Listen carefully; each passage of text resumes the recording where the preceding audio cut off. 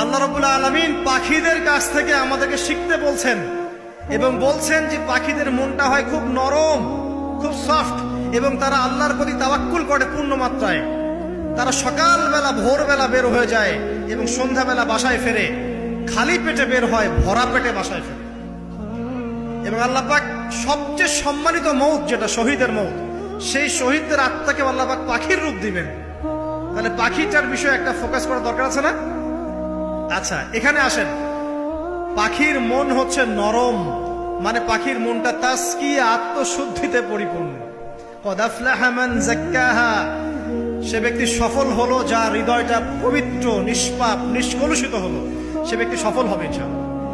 একটা কাজ এখানে খেয়াল করেন, পাখিরা সকালবেলা ভোরবেলা বের হয় আর সন্ধ্যাবেলা বাসায় ফেরে।